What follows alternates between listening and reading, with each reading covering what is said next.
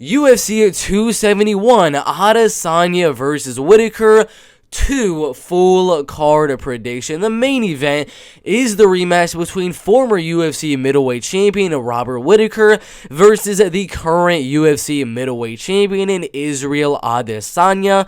Both of them are coming off of some really solid wins. Robert Whitaker going out there destroying Kelvin Gastelum by unanimous decision, and Adesanya going out there beating Marvin Vettori by a unanimous decision. We got the co-main event, Tai Tuivasa and Derrick Lewis. We got the Black Beast versus the Shui King himself, Tai Tuivasa. That's going to be a banger in the heavyweight division. We got Brunson versus Cannonier. Both guys kind of fighting for their place to see who will fight the winner of Adesanya versus Whitaker. And maybe if Whitaker pulls out, one of these two guys could step in on that fight. We got Phillips versus Rojo in the bantamweight division. Nasrat, Haqparast, and Bobby Green at lightweight.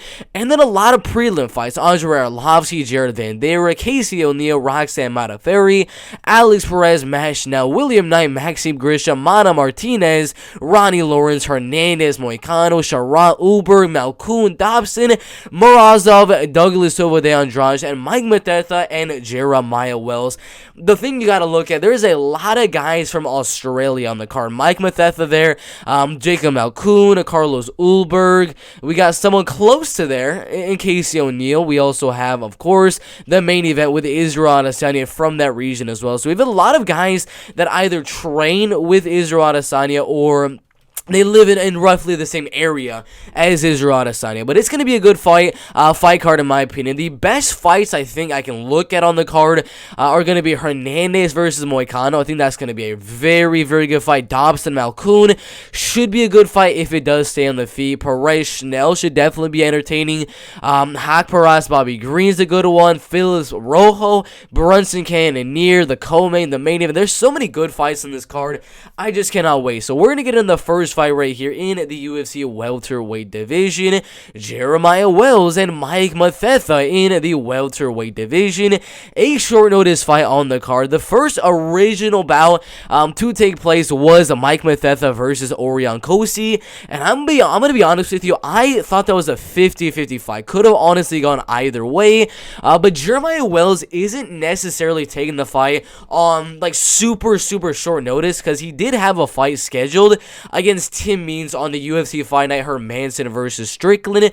So it's not like he's coming out there with no training camp, with no cutting or anything like that. He was actually scheduled to fight Tim Means on February 5th, which was yesterday. That fight did fall out. I'm not really too sure why. Just Means ended up withdrawing from the fight. So it's only pushing back the date that Jeremiah Wells will fight about 1 week. So it's not necessarily a short notice type of fight for Jeremiah Wells. But let's talk about the styles of both guys. Mathetha, 3 wins, 0 losses. Definitely going to be a good kickboxer. Trains with Israel Adesanya. Trains with Dan Hooker. Trains with Carlos Ulberg. All of those guys that he trains with are very good striking guys. He's got a lot of kickboxing bouts. Doesn't show all of them on the Tapology page right here, but MMA, he's not that experienced. Only 3 wins and 0 losses. Hasn't really faced the best wrestlers or grapplers in the welterweight division. So the thing I'm really wondering is Mathetha going to be able to defend takedowns, keep the fight on the feet, and win there? Or is he going to get taken down for 3 straight rounds and dominated? It's very hard to see what's going to happen in this type of fight. Because Mike, very good kickboxer, like Adesanya, really good body kicks, that lead left kick to the body, the leg kicks, the front kicks. All of the kicks from Mike are very solid, very fast, very powerful. But he has not faced the wrestler and grappler of Jeremiah Wells. And Jeremiah is not even necessarily a wrestler and grappler, but he does train with some very solid guys over there at Renzo Gracie, Philadelphia, with guys like Sean Brady, Pat Sabatini, Jeremiah Wells is there, Andrei Petrovsky. All of these guys are very good UFC wrestlers and grapplers. We just saw Pat Sabatini dominate Tucker Lush, Jamal Emmers, Tristan Connolly, all of those guys. We saw Sean Brady dominate Michael Chiesa, submit Jake Matthews, Christian Aguilera. All of those guys that he's trained with leads me to believe that Jeremiah Wells is going to go out there and just have one of those type of fights that he's just going to go out there, take down Mike over and over and over again, wear on that gas tank of Mike Mathetha through that first and second round, and that grappling that's really going to take effect to the cardio of Mike Mathetha is really going to play dividends later on in the fight. And that's where Jeremiah Wells' power comes into place. Because we saw in the last fight with Warley Alves, he's not necessarily just a grappler, he's not necessarily just a striker. He goes out there and he's got a full balanced MMA toolkit. So I think he's going to wrestle in those early rounds, diminish the cardio of Mike Mathetha in the second or third round like he did in his last two fights, get that finish in that second round. So I do believe he's going to drain the gas tank of Mike and come back in that second round with some really big shots in the feet, heavy pressure, and throwing those hooks and knocking out Mike Mathetha, ruining the first guy that Adesanya does know and trains with on this UFC debut right here. I don't think this is a good or favorable matchup for Mike Mathetha. It's the opposite of that. Orion Kosi, the original matchup for Mike, it was a pretty even fight, could have gone either way, but now he's fighting a guy that has devastating power in his hands, way better wrestling, way better grappling. I'm definitely going to go Jeremiah Wells here by second round knockout. Really good fight in the welterweight division. Douglas Silva de Andrade and Sergey Morozov in the bantamweight division. Now, this one is very, very interesting because Sergey, we all know, has got very good wrestling, very, very good on the ground with ground and pound, just laying those shots, picking away at his opponents, draining their gas tank and things like that. He's a very, very good wrestling and grappling type of guy in this UFC bantamweight division. But Douglas Silva de Andrade, he has power. That's the one thing that that's like the great equalizer. Sergey Morozov could go out there for 3 straight rounds, destroy Douglas Silva de Andrade on the ground, dominate him for 3 straight rounds. And then Douglas just does what he did against Gaetano Perello, starts throwing some huge hooks and knocks out Sergey Morozov. Definitely possible with a guy with this much power, like Douglas Silva de Andrade. It's 1,000% possible he can land that knockout blow. He's going to be 1 inch taller and have a 1.5 inch reach advantage. But we really need to look at the wrestling. Douglas has a 66% takedown defense. Sergey's offense is only 37%, but he attempts a lot of takedowns, landing almost 4 takedowns per fight inside of the UFC. But if you look at a couple of his fights in the UFC, he got taken down twice by Hannah Barao in their fight, 3 times by Petr Yan, and he controlled for 3 minutes there. And then he got taken down 3 times by Zubaira Tukhugov. So the wrestling and takedown defense, I'm not 100% sold on for Douglas Silva de Andrade. It's possible he could defend the takedowns here. He could just use that pure strength to defend the takedowns of Sergey Morozov. But if he does do that, where he's just trying to use pure strength to defend the takedowns of Sergey Morozov, it's really going to limit the amount of shots he's going to land on the feet. Because, you know, if you're defending takedowns that much and that often in a fight like this with Sergey Morozov, your arms are going to get tired, your shots are going to be a little bit less powerful, a little bit less fast, and that's overall going to diminish on the entire game of Douglas Silva de Andrade. So I think the first round will go Douglas Silva. I think he has that explosiveness, the strength, the power to be able to defend in that first round, but after that, the muscles in his arms, the muscles in his legs, they're really going to start to fatigue quite a bit in that second and third round. That's where Sergey Morozov is really going to start putting on the pressure with the boxing, really trying to get the takedowns, really trying to diminish the cardio of Douglas Silva de Andrade. So I think the fight does go all the way. I think Douglas wins the first round just due to his strength and power and things like that. But in the second and third round, those arms are going to be quite gassed. It's going to be much harder to defend the takedowns. He's not going to be as fast. He's not going to be as powerful. And I do think that Sergey Morozov is going to win the fight by a 29-28 decision. Really good fight in the UFC bantamweight division. Jacob Malkoun and AJ Dobson in the middleweight division. Jacob Malkoun actually trains with Robert Whittaker, I believe. If I'm getting it right, he is his wrestling coach, and he is a very, very good wrestler. 5 wins and one loss right there. Decision win over Abdul Razak Al Hassan. It was an absolute domination. I mean, a lot of people did think that Abdul would go out there and knock out Jacob Malkoun because he has a lot of power, and because we did recently see that he he did lose in the 18 seconds to Phil Halls right there. So a lot of people thought maybe since Phil Halls was able to knock him out that fast, that Abdul would be able to do the exact same thing, but it was not the case. He defended a lot of those strikes on the feet, took him down, and absolutely dominated in that fight. If you look at the wrestling and grappling shown for Jacob Malkoun in that one, 8 takedowns, 2 submission attempts, and 11 minutes of total control time. Now, the accuracy isn't really the best, but that is not what really matters. He took him down and he dominated, getting that 30-27 on all judges' scorecards. Amazing, amazing win, but he's fighting another guy. I mean, 3 guys in a row that are known to have some really, really solid power in his hand. The first time he got knocked out by Phil Halls, 18 seconds in the first round. Second time, he weathered the storm and then took down Abdulrazak Hassan over and over and over again and won that decision. He's fighting yet another power puncher in this middleweight division in AJ Dobson. AJ, I do believe, he's got solid takedown defense. He's got good submissions as well. A lot of rear nakeds on his record. That submission win right there and the submission on Hashim Arkarga.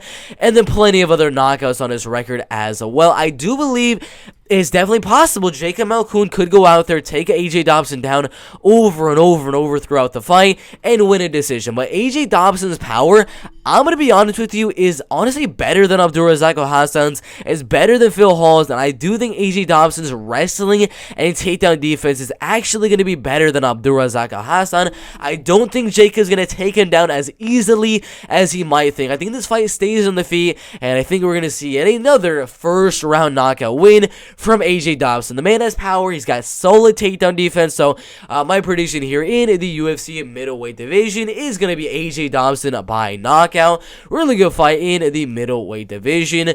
Carlos Ulberg and Fabio Cherant in the light heavyweight division. Carlos Ulberg, very tall, very, very lengthy guy. He's going to have a 1-inch reach advantage and a 3-inch height advantage in the prime of his MMA career. The 2-1 favorite out of City Kickboxing. Obviously, trains with guys like Dan Hooker, Kai Kara-France, Israel Adesanya, Brad Riddell, and so many other guys as well. But he's got very, very good striking.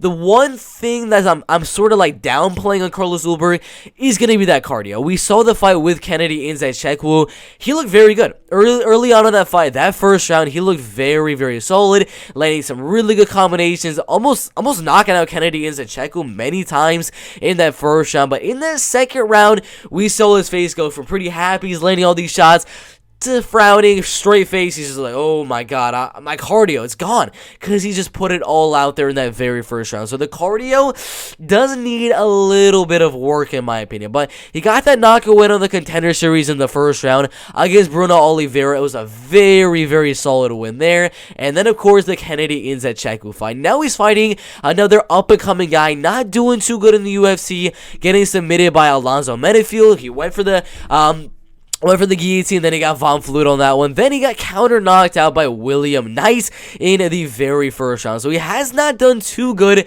in the UFC as of late, and I would say he's not necessarily like a very good fighter in wrestling, not necessarily a really good fighter in grappling. He doesn't have like that one thing that he goes to every single time. Carlos Ulberg does have that one thing. He likes to keep the fight on the feet at range, laying those front kicks, body kicks, leg kicks, jabs, 1-2s, all of that type of stuff.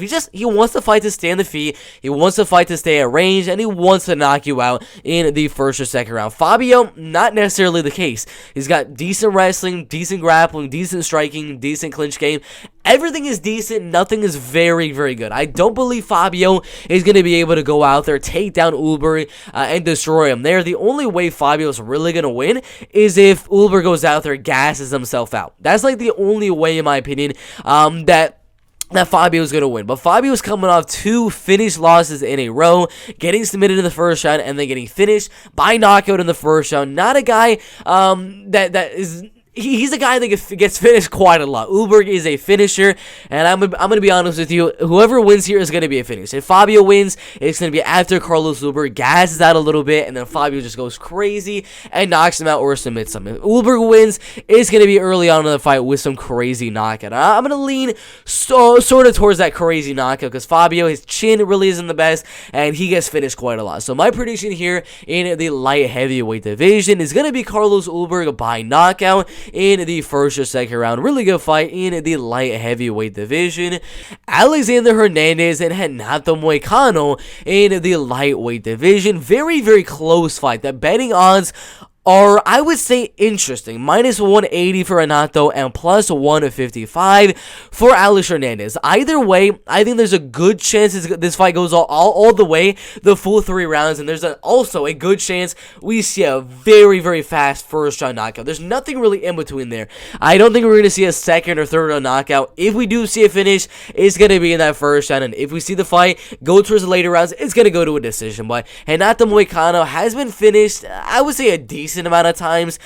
He's 32 years old, got knocked out by Fiziev in the very first round, got knocked out by Chan Sung Jung, got knocked out by Jose Aldo, got submitted by Brian Ortega, and that is about it. Every single loss has been a finish. But look at the competition. Brian Ortega, top 5 featherweight. Jose Aldo, top 5 bantamweight. Chan Sung Jung, about to fight for the belt. Fiziev, a top 10 lightweight. All of these guys are absolutely legit guys. Then he came off that submission win on Jai Herbert. So I do believe if the fight stays on the feet, I'm gonna have to give a slight advantage to Alexander Hernandez. Very, very slight. It's not gonna be the biggest advantage because Renato does have some decent striking of his own, but it's the chin of Renato that really worries me, because a guy like Hernandez, he's a knockout guy. He's going out there looking for those big combinations and looking to knock you out in that first or second round, knocking out Chris Greshmacher as well as Mike Breeden as well. So I believe there's a good chance we honestly see Alexander Hernandez go out there and knock out Renato Moicano,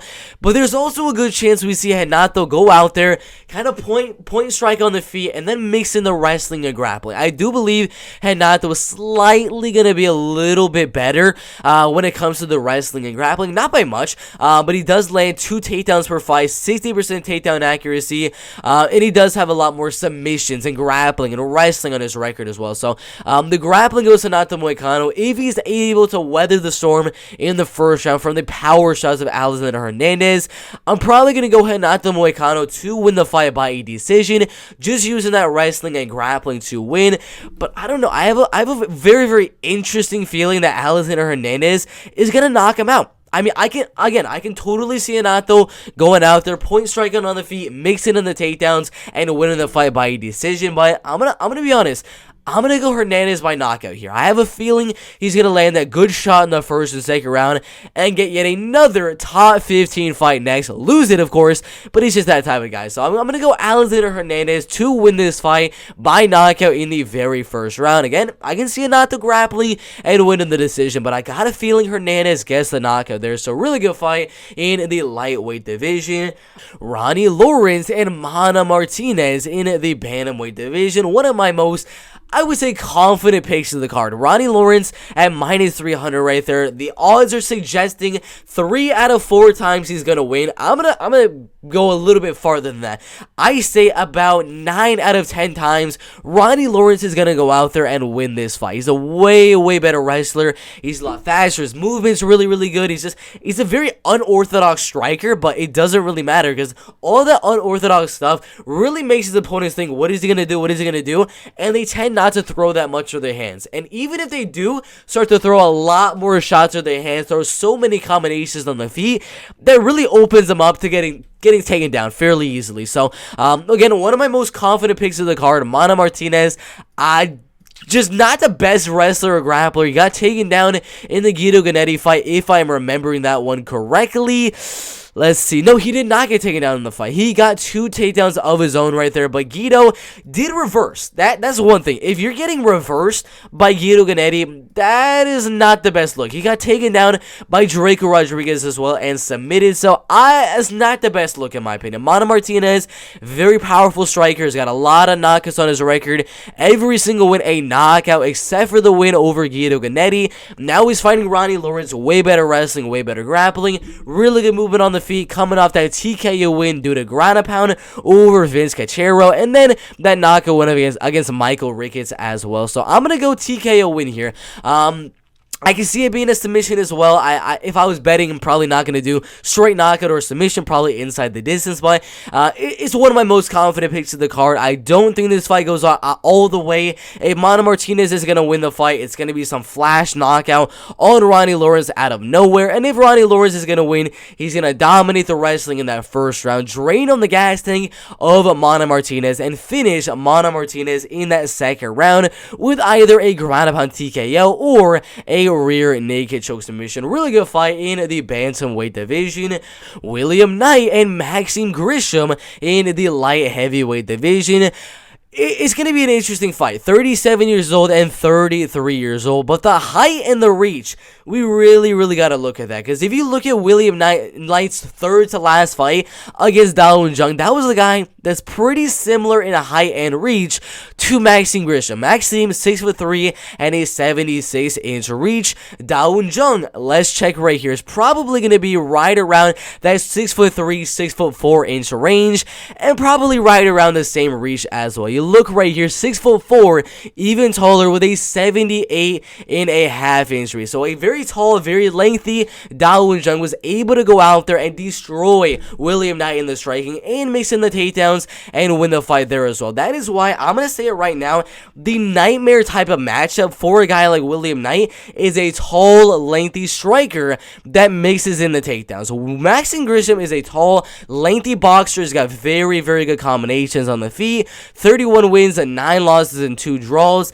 Very solid boxing. That fight with Dustin Jacoby, I'm going to be honest with you, I think he won that fight. You watch it back, he did enough on the judges' scorecards to win. They just did not give him the win. I'm really not too sure why, but he probably should have gotten the win there. But if we look at the UFC stats, for Maxim Grishin, he's got way more volume later in his fights. Actually, it's going to be pretty similar, actually, right there. 3.58, mainly because of William Knight's last fight. But I would say that Maxim Grishin could honestly go out there and get a few takedowns. William Knight is a very solid wrestler. He's got a lot of takedowns on his record, taking down Alonzo Menefield, taking down Alexica Moore right there, and then taking down Herdem Alakbek. But I'm going to be honest with you, I think Maxim Grishin could land a few takedowns here. You might call me crazy because William Knight is more of a wrestler with some pretty big shots on the feet, but I think Maxim Grishin might be able, I'm not saying the first round or the second round, I'm saying more towards the end of the fight, towards that third and final round. That's when William Knight's gas tank is really the worst, because at that point he's been throwing all those crazy huge shots on the feet, and his gas tank really is not going to be that good. I'm not saying Maxim's going to go out there and take down William Knight in the first and second round. That's not at all what's going to happen. William's going to be going for takedowns, going for those huge shots in that first and second round, and that's really going to open him up for the takedowns later on in the fight. Maxim isn't necessarily the best wrestler or grappler, but in those later rounds when William Knight is a little bit more gassed, he could definitely land a few takedowns. Got a knockout win over Gazdemir Antagulov, knockout win over Mikhail Mokhton-Keen, Jordan Johnson decision, and a couple of other wins in the PFL. Out of all of his wins, 16 knockout wins, 6 submission wins, and 9 decision wins. He's got way better boxing. I'm going to say he does have the better volume, even though the UFC stats say otherwise. I'm still going to go Maxim Grishin to have a little bit more volume, because William has been fighting guys that have been a lot smaller. He's not going to be able to land this much volume on a guy as big and as lengthy as Maxim Grishin. So I think the fight does go all the way to a decision. Maxim with a better boxing is a little bit faster, a little bit more volume in my opinion as well. He's just going to 1-2, leg kick, body kick, and win the fight by decision, mixing in the takedowns later on in the fight. If William Knight were to win the fight, it's going to be him going out there, throwing some huge shots and knocking out Maxim Grishin. I cannot see that happening. I do not think that he's going to go out there and knock out Maxim Grishin. Out of all of the fights for Maxim, the ones that he's been knocked out in, there hasn't really been that much. And if he has been knocked out, Magomed Ankalaev, Kenny Grainer right there, and then Guram Kugashvili right there. He hasn't been knocked out that much times, but when he does get knocked out, it's by absolute beasts like Magomed Ankalaev. So I don't think we're going to see a finish. This one should definitely go all the way. Maxim is the better boxer, has better cardio, and could definitely mix in a takedown or two towards the end of the fight as well. So it's a good fight there in the UFC light heavyweight division. Alex Perez and Matt Schnell in the flyweight division. Matt Schnell, I fight, I don't know why, but he's a heavy underdog. Plus 300 on the betting odds right there. 32 years old and 29 years old. He will have a 2-inch height advantage, as well as a 4.5-inch reach advantage. 93% are going to be going Perez to win the fight. I'm also going to be going Perez to win the fight. But are you going to be that confident to have Perez as a 4-1 favorite, 5-1 favorite? Anything like that definitely should not be that big of a favorite. But coming off some solid wins, beating Mark De La Rosa by unanimous decision, Jordan Espinosa by submission, and Jussier Formiga by first-round leg kick knockout. Only losing to Joseph Benavidez, title challenger, and Davison Figueiredo, the title holder as of right now. And he was a former and now a champion as well. But he's got a lot of finishes on his record. 5 knockouts, 7 submissions, and an equal number of decisions. So half of his fights are finishes, half of them are decisions. The only way I can really see Matt Schnell winning this fight would be a submission on the ground. Triangle choke, triangle choke, triangle choke, armbar, guillotine, inverted triangle, armbar, guillotine. I mean, all of the wins that he's getting finishes on are on the ground. I mean, he does have those 2 knockout wins, but they were very early in his MMA career. I do believe if Matt Schnell, by any way, can find a way to win this fight, it's going to be on the ground. It's going to be a submission on the feet. Alex Perez has better boxing. He's got those leg kicks. He's going to destroy Matt Schnell on the feet. He has way more volume. He's got way more speed. He's got more power, in my opinion. He's got the leg kicks. I mean, everything to do with the striking, Alex Perez will have the advantage. On the ground, Alex Perez has the takedown advantage, the wrestling advantage. The only thing that goes Matt Schnell is going to be the grappling and submission advantage. That is about it. So, would I have him at a 4-1 favorite? No. Would I have him as a pretty confident pick? Yes, because I do believe he's a way better striker and he's a way better wrestler. It's just that one thing that kind of worries me is if he might get submitted, because he is coming off a submission loss to Davison Figueiredo by guillotine choke submission, and he got finished by Joseph Benavidez on the ground. So it does worry me a little bit. Possibly Matt Schnell goes out there, gets a submission, but the most likely scenario is going to be Alex Perez keeping the fight on the feet, destroying him with boxing and with those nasty leg kicks that he caught Jussier Formiga with, and then mixing in the takedown. So it's an easy prediction. I'm definitely going to go Alex Perez to win the fight by a 30-27 unanimous decision, but you never do know with the submissions of Matt Schnell. So I'm going to go Perez by decision right there. Really good fight in the flyweight division. Roxanne Modafferi and Casey O'Neill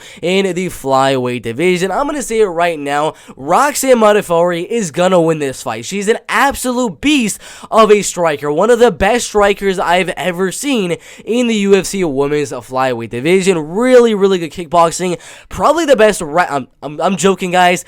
If you cannot tell by now, I am being super sarcastic with Roxanne Modafferi right here. Of course, Casey O'Neill is going to win the fight. I mean, Roxanne Modafferi, the only fight she's really winning in her UFC career is Andrea Lee. I would not really say is the best girl here in the women's flyweight division. She got decent wrestling, decent grappling, decent Muay Thai, things like that, but she's only winning if her opponent gets injured in terms of Macy Barber, or if her opponent has absolutely horrendous takedown defense. Casey O'Neill is not going to get injured, in my opinion. She's got way better striking, way better wrestling, way better grappling, way better ground and pound. She's taller. Actually, she's not going to be taller, but she is pretty lengthy as well. She's just better in every single facet of the game. Casey O'Neill, 8 wins and 0 losses, the 17th best flyweight on Tapology. A lot of ground and pound wins. She's got that TKO win in her second to last fight, if it's gonna load, against Shayna Dobson. I believe that was her third to last fight, if I'm getting that right. But she got that TKO win on Shayna Dobson, submission win over Lara Procopio, then that TKO win over Antonina Shevchenko, TKO submission win, and then a couple decisions there as well. But in this fight, I don't know. I can see a finish. I'm going to be honest with you. I can definitely see a finish because Roxanne Modafferi, she got pretty much dominated in her last 2 fight. Viviane Araújo went out there, destroyed her with the wrestling and grappling for 3 straight rounds. Taila Santos destroyed her with the wrestling and grappling for 3 straight rounds. But both Taila Santos and Viviane Araújo aren't going out there looking for the finish like Casey O'Neill. Casey O'Neill, every time she goes out there, she is looking for that TKO. She is looking for that submission. And I do believe that Casey O'Neill is that type of girl that might be able to get full mount on Roxanne Modafferi. It's not going to be like she's going to put out cold Roxanne Modafferi. She's not going to submit Roxanne Modafferi or anything like that. It's just she's going to put her in one of those positions like a crucifix, like a full mount, like back control and just laying those shots to the side of the head. She's going to have her in one of those positions like she had Antonina Shevchenko in the last fight, like she had Shayna Dobson in, and she's just going to ground up onto that TKO. A lot of people do think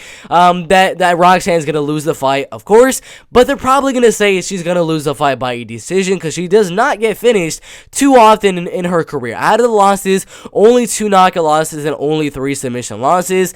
I'm going to add one more tally there to those knockout losses. I do believe that Casey O'Neill is the girl to be able to go out there and finish Roxanne Modafferi on the ground. Way better ground and pound, way better wrestling, and way better grappling. So my prediction here in the UFC Women's Flyweight Division, Casey O'Neill ground and pound TKO in the second round. Really good fight in the Flyweight Division. Andrei Arlovski and Jared Vanderaa in the Heavyweight Division. Now I'm not too sure what's going on.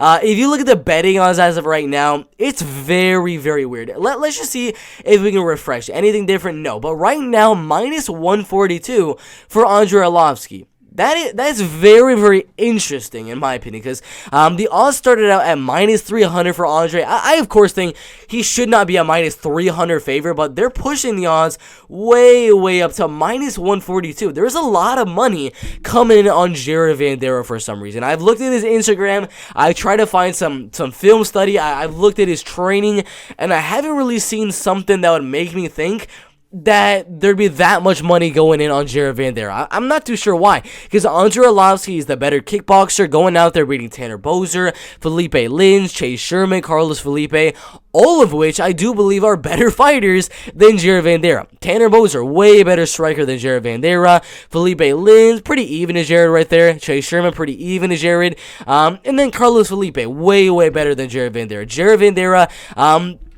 I mean, this is a step down for Andrei Arlovski. He fought Tanner Boser. He beat Carlos Felipe. These two guys are way better opponents, in my opinion, than Jared Vanderaa. And Andrei's going out there and beating both of them by unanimous decision, only losing to Tom Aspinall by submission there. And I'm going to be honest, Jared Vanderaa is no Tom Aspinall. He's coming off a loss, actually, in his last fight to Alexander Romanov, losing to Sergey Spivak, only beating Justin Tafa and Harry Hunsucker. The two guys in the UFC right now that are honestly at the bottom of the heavyweight division. If he's beating those guys, of course you can beat Andrei Arlovski. Come on, guys. Dude, those wins are nowhere near the caliber of beating a guy like Andrei Arlovski, the biggest veteran in the heavyweight division, one of the craziest amount of experience that he does have in his heavyweight division, fighting so many beasts like Jairzinho Rozenstruik, Augusto Sakai, Shamil, Tai Tuivasa, Tybura, Ngannou, Overeem, Stipe. All of these guys are absolute beasts. And if he's coming back at the year 43 years old, beating Felipe, Tanner Boser, Chase Sherman, and Carlos Felipe, only losing a top 10 Tom Aspinall, top 10 Jairzinho Rozenstruik, top 15 Augusto Sakai, top 15 Shamil Abdurrahimov, top 15 Tai Tuivasa, top 15 Marcin Tybura, champion Francis Ngannou, Alistair Overeem, top 10, Stipe, number 2 contender. All of these guys are ranked champions, former title challengers. Dude, come on. This is a way big step down in competition. Fighting Jared Vanderaa, it's a pretty easy prediction. Andrei's the better kickboxer. He's got way more volume. He's got more experience. He's going to be a little bit less in terms of height and reach, but Andrei, he's faster, he does more volume. He's got, I would say, a little bit more power, in my opinion. He doesn't really go for it because he's looking to just win that decision like he's done in his last 4 wins. But everywhere you look at it, Andrei is the better kickboxer. He's better in the clinch with those knees, with the elbows, way better at range. He's a way better striker. If he's beating Carlos Felipe as he did in that fight, he should definitely win this one. So my prediction here in the heavyweight division, of course, is going to be Arlovski. And what's up with the odds? I have no idea, but yeah, sorry about that. Sorry about that. Definitely going Andrei Arlovski to win the fight by unanimous decision. 30-27 on all judges' scorecards. Nasrat, Haqparast, and Bobby Green in the lightweight division. Bobby Green going out there beating guys like Lando Venata, like Alan Alan Patrick, then fighting Thiago Moises, as well as Rafael Fazia. Then he fought Ally Quinta. Now, the fight with Thiago Moises, if you watch it back, Bobby Green won that fight. His striking was way better. He defended a lot of the takedowns. He won that fight, in my opinion. Now, in the Rafael Fazia fight, I do believe he lost that fight. But it's Rafael Fazia. That man is a top 10 UFC lightweight fighter. About to fight in a main event with Rafael dos Anjos. There's no shame in losing to a guy like Rafael Fazia, and there's definitely no shame in losing to Thiago Moises, even though I do think he won that fight. But then going out there, destroying Ally Quinta by knockout in the very first round. Ally Quinta did not even get finished by Khabib Nurmagomedov, and Bobby Green does the exact same thing, knocks him out in the very first round. Absolutely insane. Nasrat losing to Drew Dober by knockout, as well as Dana Hooker by unanimous decision, beating Rafa Garcia, as well as Alex Munoz. Alex Munoz doing horrible in the UFC. Rafa Garcia doing average in the UFC, in my opinion. But overall, it's going to be a decent fight in the lightweight division. I believe Bobby should definitely win the fight. He's got way, way better striking. The grappling and the wrestling is pretty 50-50. Neither guy really goes out there looking for takedowns the entire fight. So this one should be 3 rounds of striking, and it should be a definite Bobby Green win. He's faster, he's a little bit more powerful, and he throws a lot more volume. So I'm definitely going Bobby Green right here. I think he should be probably like a 2.5, 3-1 favorite in my opinion. So yeah, Bobby Green, unanimous decision. Easy prediction there in the UFC lightweight division. Kyler Phillips and Marcelo Rojo in the bantamweight division. 3.5 to 1 favorite for Kyler Phillips. He's going to be a little bit lengthier than Marcelo Rojo, but he will have the same height. As well as Marcelo is coming from the featherweight division down to the UFC bantamweight division. Now let's go through who has the advantages where in the fight. Kyler Phillips, in my opinion, is going to be faster. He's a little bit more explosive, has better movement on the feet. Grappling and wrestling, I'm slightly going to go Kyler Phillips as well. He does mix in a takedown or two every now and then. The cardio is very suspect. Neither guy has the most like really, really good cardio. They're both pretty average there. We did see Kyler kind of gassed out a little bit in his last fight, and Marcelo, we don't know how good his cardio really is, because his last fight with Charles Jourdain, yeah, he got knocked out in that 3rd round, but it's Charles Jourdain. Charles puts on a crazy pace, and that's not too bad of a loss. Losing to Charles Jourdain, not that bad of a loss in my opinion, but I do believe the cardio is going to be 50-50. The striking goes Kyler, the movement goes Kyler, the speed goes Kyler, the volume goes Kyler, the wrestling goes Kyler, the grappling goes Kyler, clinching is pretty even there as well. So overall, wherever you look at the fight, Kyler Phillips does have the advantage. He went out there, beat Song Yadong, Cameron Else, Gabriel Silva, Imeke Ifekandu, if I'm saying that one correctly, but he's a way better fighter everywhere you look at the fight, maybe besides that cardio. If I were Marcelo Rojo, I would be working on putting on a crazy pace. My whole entire training camp and all I would do leading up to this fight with Kyler Phillips, cardio. That's the only way you're really going to win a fight with Kyler Phillips, because Kyler's better in pretty much every technical, striking, wrestling, grappling aspect of the game. It's just, can you weather the storm in that first round and come back later on in the fight with the cardio? And I don't think Marcelo Rojo will be able to do so. I'm going to go Kyler Phillips by a decision right there. Really good fight in the bantamweight division. Derrick Cannonier and Derrick Brunson in the middleweight division. I think it's a 50-50 fight. 38 years old and 37, almost 38 years old. So not really an age advantage for either guy. But if you were to look at both Derrick Brunson and Derrick Cannonier, who do you think is the younger guy? You're probably going to go Derrick Cannonier. It looks a lot better, a lot more fit. Got the abs showing, the biceps showing. But do not be fooled with the physiques of Derrick Cannonier compared to Derrick Brunson. It does not matter what physique Derrick Brunson has, because he goes out there and he takes you down and he dominates you. He's 38 years old, but he's got cardio. He's very good. Just destroying you with the wrestling for a long period of time, dominating Elias Theodorou, Ian Highness, TKOing Edmund Shabazian in a main event, beating Kevin Holland by unanimous decision, and then submitting Darren Till in the 3rd round right there. He's got very good wrestling and very good grappling, really good ground and pound, and decent striking. That's the thing. He's got very good wrestling, got very good grappling, but the striking, he has been knocked out many, many times in the past. Getting knocked out by Israel Adesanya, Ronaldo Souza, Robert Whittaker, losing a decision to Anderson Silva. Probably should have won that fight. I'm not too sure how they gave it to him. Getting knocked out by Yoel Romero, knocked out by Ronaldo Souza, and then losing a decision to Kendall Grove. But you see what's happening here. A lot of these fights right here, he is getting knocked out in the first or second round, which does lead me to believe, you know, there's a good chance we could see Jared Cannonier go out there and just knock out Derek Brunson fairly easily in the first or second round. Very, very likely that does happen. But there's also a good possibility Derek Brunson weathers that storm in the first round, all those crazy kicks and the crazy shots that Jared Cannonier throws. And then he goes down and out-wrestles, out-grapples Jared Cannonier for 3 rounds and then wins the fight by decision. It could happen. You never know. It's a very, very close fight. It is only 3 rounds. Not a 5-rounder like Derrick's last 3 fights.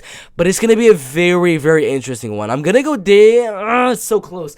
I can definitely see Derek Brunson wrestling to a decision. But I'm going to go Cannonier. The chin of Derek Brunson, we don't know how good it is as of late. Because he hasn't really been tested. Darren Till wasn't able to land those strikes and even really test the chin of Derek Brunson. And Shabazin wasn't able to test the chin of Derek Brunson. Kevin Holland wasn't able to test the chin of Derek Brunson. All of these guys were not able to test the chin of Derek Brunson. The only guy that's really gonna be able is gonna be Jared Cannonier. He's got very, very good takedown defense.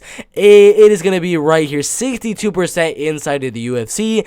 And if he does get taken down, he gets right back up right after. Against Jack Hermanson about one and a half years ago, he was only controlled for 45 seconds in the fight with David Branch.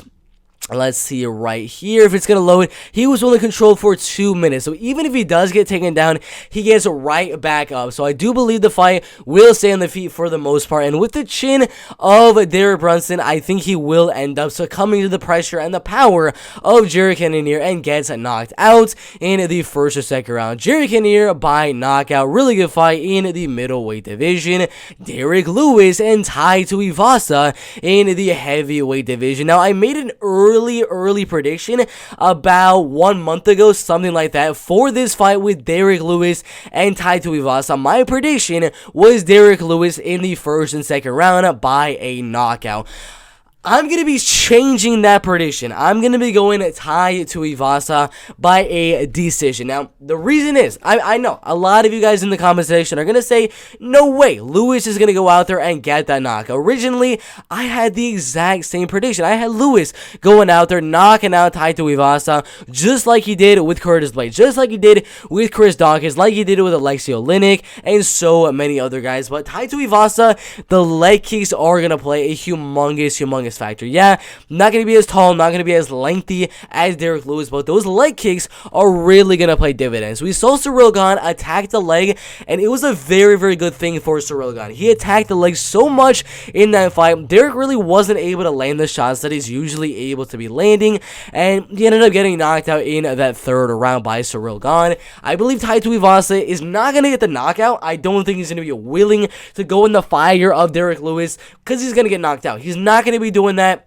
He's going to spend the early rounds, first round, second round, just attacking that leg, laying in the kick set range, jabbing 1-2 and just escaping. Just every single time going in and out, and just not getting in that range where Derrick Lewis can land the shot and actually knock you out. So for those reasons, I'm going to go Tai Tuivasa. Now, again, Derrick Lewis, he can definitely knock out Tai Tuivasa. There's a huge chance that does happen here in the heavyweight division, but I have a feeling Tuivasa is going to stay at range, attack with the leg kicks, attack with the body kicks, jab at 1-2, stay away from those power punches, that overhand right, the left hook of Derrick Lewis, and I do believe that Tai Tuivasa is going to do enough, not enough to do the shoey at the end of the fight, but to do enough to win the fight by a decision. It's a very, very close fight. Could go either way, but I'm gonna go Tai Tuivasa by a decision there. I'm gonna say 30-27. Again, Lewis, one shot is all it takes and you are out cold, but I'm gonna go Tuivasa to win the fight by unanimous decision. Really good fight in the heavyweight division. Israel Adesanya and Robert Whittaker in the middleweight division. This is the rematch for UFC at 271. The first fight they had, of course, was the knockout loss for Robert Whittaker, but since since that second round knockout loss to Israel Adesanya, he came back with some really solid wins. Decision win over Darren Till, decision win over Jerry Cannonier, and a decision win over Kelvin Gastelum. Before that, beating Derrick Brunson by knockout, Ronaldo Souza by knockout, Yoel Romero by decision, Uriah Hall, Brad Tavares, and so many other guys. Before that, he was in the welterweight division, so the only loss in the middleweight division for Robert Whittaker is, of course, Israel Adesanya. It's going to be a very good fight. And again, the only way I do see Robert Whittaker winning this fight is if he attacks heavily with leg kicks, attacks heavily with body kicks, and mixes in the takedown. That is the only way I can realistically see Robert Whittaker winning, is if he attacks that body hard on Israel Adesanya. Just body kick, body kick, body kick, body kick. Don't even go for the combination that he usually goes to, 1-2, and then that left high kick to the face. Don't go to the face. Keep attacking the body of Israel Adesanya and attacking the legs of Israel Adesanya. Leg kicks and body kicks are the way that Robert Whittaker wins this fight. Early rounds in the fight, I believe Israel is going to win. More technical, better striking, things like that. He'll be able to win at least the first and second round. The later rounds, that's where it starts to get iffy. Because if Robert Whittaker does what I think he should do, attack the legs with leg kicks, attack the body with devastating body kicks, and mix in the takedowns to kind of diminish the gassing of Israel Adesanya, that is what Robert Whittaker needs to do to win this fight. Leg kicks, heavy body kicks, and mixing in the wrestling in the later rounds as well. That is why it is a very close fight. I'm not going to say Izzy should be a 3-1 favorite. It should be much closer. Maybe like minus 180, minus 175 for Izzy, somewhere around that range. I'm still going to go Israel Adesanya to win. He's a way better striker. He's got very good takedown defense.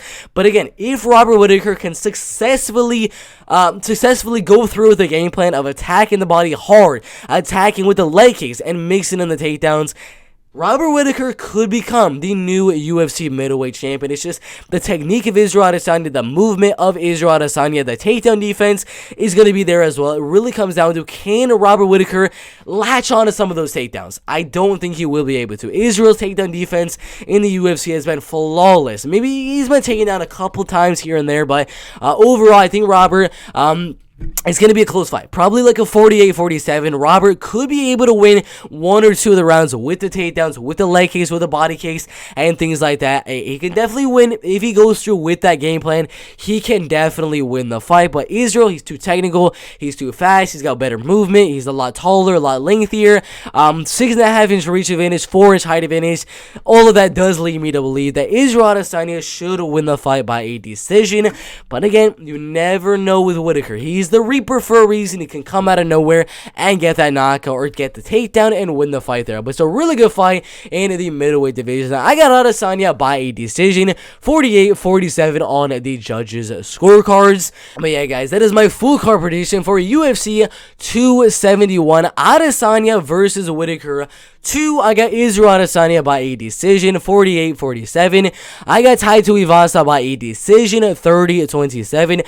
Cannonier by knockout in the first or second round. Kyler Phillips by a decision, 30-27. Bobby Green by a decision, 30-27. Andre Arlovski decision, 30-27. Casey O'Neill ground upon TKO, first or second round. Alex Perez decision, 30-27. Maxim Grishin decision, 30-27.